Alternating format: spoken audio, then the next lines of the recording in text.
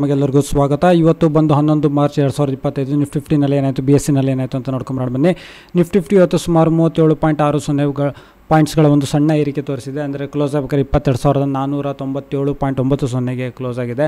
ಹಾಗೆ ಸೆನ್ಸೆಕ್ಸ್ ನೋಡೋದಾದರೆ 12.85 ಪಾಯಿಂಟ್ಸ್ಗಳ ಒಂದು ಇಳಿಕೆ ತೋರಿಸಿದೆ. ಅಂದರೆ ಕ್ಲೋಸ್ ಆಗಬೇಕಾದ್ರೆ ಸುಮಾರು 74,102.32 ಪಾಯಿಂಟ್ಸ್ಗಳಿಗೆ ಕ್ಲೋಸ್ ಆಗಿದೆ. ಅಂದರೆ ಒಂದು ಫ್ಲ್ಯಾಟ್ ಡೇ ಅಂತ ಇವತ್ತು ಹೇಳ್ಬೋದು ನಮ್ಮ ಶೇರ್ ಮಾರ್ಕೆಟ್ನಲ್ಲಿ. ಹಾಗೆ ನಿಫ್ಟಿ 50ನಲ್ಲಿ ಯಾವೆಲ್ಲ ಕಂಪ್ನಿಗಳ ಶೇರ್ಸ್ಗಳಲ್ಲಿ ಅತಿ ಹೆಚ್ಚು ಏರಿಕೆ ಆಗಿದೆ ಅಂತ ನೋಡಿದ್ರೆ ಟ್ರೆಂಟ್ ಶೇರ್ಸ್ ನೋಡ್ಬೋದು. ಸುಮಾರು 4% ಅಷ್ಟು ಏರಿಕೆ ಆಗಿದೆ. ಇವತ್ತು ₹195.75 ಅಷ್ಟು ಏರಿಕೆ ಆಗಿದೆ ಪ್ರತಿಯೊಂದು ಶೇರಲ್ಲಿ.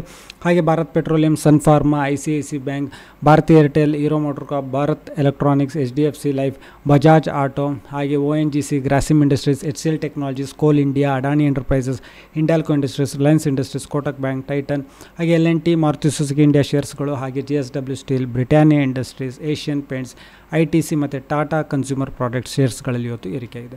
ಸೊ ವಿಡಿಯೋ ನೋಡೋದಕ್ಕೆ ತಮಗೆಲ್ಲ ತುಂಬ ಧನ್ಯವಾದ. ವಿಡಿಯೋನ ಲೈಕ್ ಮಾಡಿ, ಶೇರ್ ಮಾಡಿ, ಕಮೆಂಟ್ ಮಾಡಿ.